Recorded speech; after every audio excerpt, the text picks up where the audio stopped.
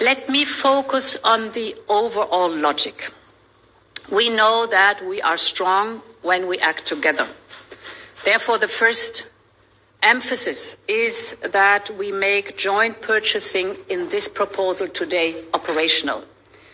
We know that Europe's energy demand is very large, so it is logical that instead of outbidding each other, the member states and the energy companies should leverage their joint purchasing power. And for that, we propose today legal tools for pooling energy demand at European level. What we're doing, we're also enabling energy companies to set up a gas purchase consortium so that they are together able to purchase gas. And in that, we include one mandatory, one binding element. That is that we say the aggregation of demand will be mandatory for at least 15% of the volumes that are needed to fill the storage.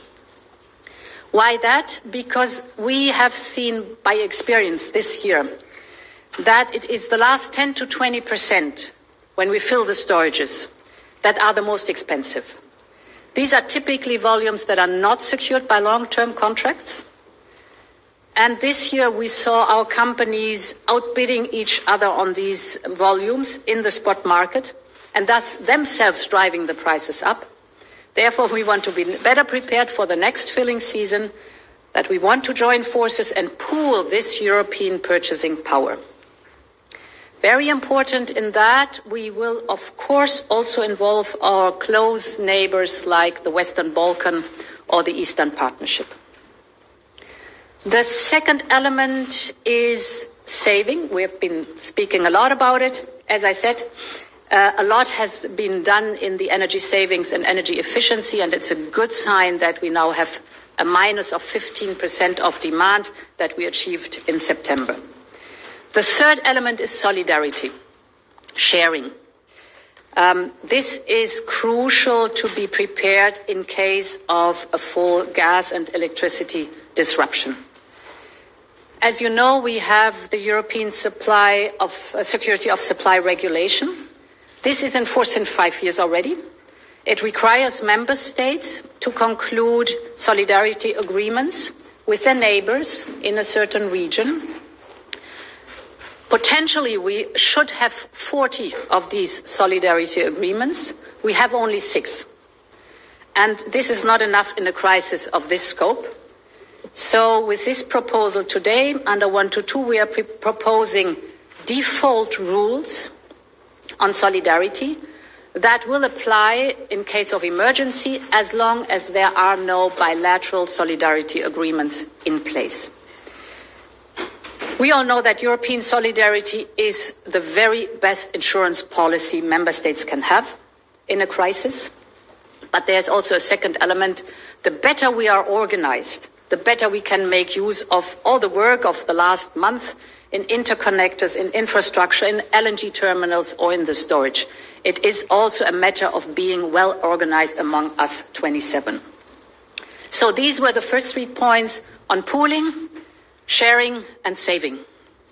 Now, let me look at a fourth element that is about prices. We need to tame the volatility and the extreme price hikes on the main European gas market, that is the so-called TTF. The TTF benchmark has been mainly designed for pipeline gas. But we all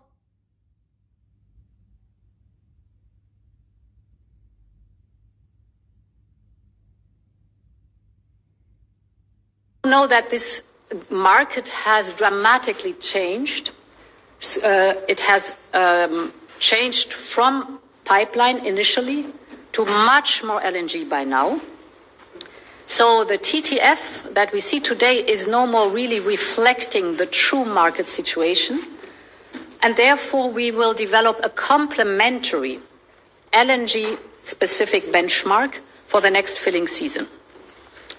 We have to bridge the time in between TTF now and the complementary benchmark we will have for the next filling season. And therefore, we are putting in place a mechanism to limit excessive gas prices if needed. Here, you might perhaps remember that, recall that we had in March a communication where we were already proposing such a capping mechanism. But at that time, the proposal was not mature. We couldn't find majorities, but we have had a lot of discussions on that in the past months. So there is an increased understanding now between the member states, and our approach is much more widely shared.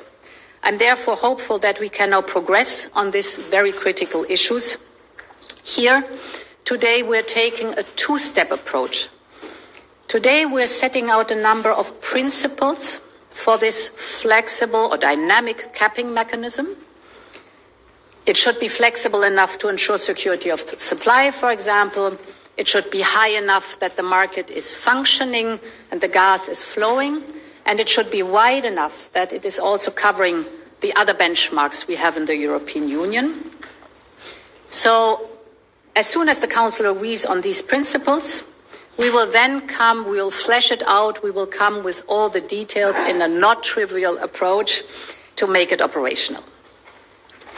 Then there is a lot on intraday spike and intraday spike collar, but this Mareike will detail out. Very important, very technical, so this is your expertise is being asked. Now, finally, let me touch upon two important topics that are not in the 1 to 2. All I've said right now is in the 1 to 2. The two other topics are in the communication. The first one is how to limit the impact of gas prices on the electricity price. You know this model, it has been introduced in Spain and Portugal, where it has reduced electricity prices. So we believe that it merits to be considered for introduction at the EU level. And we are looking right now into the available data to find responses to one or two questions that are still open. But as I said, it merits really to look deep into it and to see how we can make it operational on the EU level. And my very last point is about investments. It's not so much the actual energy situation, but it is referring to the knock-on effects on or impact on our economy because of the high energy prices. You know that we have introduced REPowerEU. Perhaps it's important to keep in mind that at the beginning of the war, when Putin started to weaponize gas, and this tactic was obvious for us, we decided to phase out completely of Russian gas. And at that time, when we had these discussions 8 months ago, you might remember that we were saying it will take us some years till 2027 or 2030 to manage that. Well, it went much, much faster, as you could see from the figures I was just presenting. So this process has been massively accelerated. If the current trend persists that we see, diversifying away from Russian gas, and if we keep up our action, also the saving action, we will have received at least 65 billion cubic meter of gas from other suppliers than Russia, and we will have saved 50 billion cubic meters of gas till the end of the year. That's quite a sum. And we see that we have this year a record deployment and delivery in the renewable energies. So taking all this into account, this acceleration in the transition that we see, I think we also need the same acceleration in our investment in the cross-border infrastructure and in energy efficiency and in renewables. And here comes REPowerEU into play. We have proposed it in May. Since then, things have changed dramatically, as I've just described. And therefore, we will now carry out a needs assessment for REPowerEU. We will assess what is necessary to boost this clean energy transition. and how we can avoid fragmentation in the single market so that these investments in the clean energy transition are available all over in the European Union. This will then form the basis for Commission proposals to enhance the firepower of Repower EU. Tomorrow I present these proposals to the European Parliament and then on Thursday, Friday to the leaders. And with that, Eric, I give the floor back to you.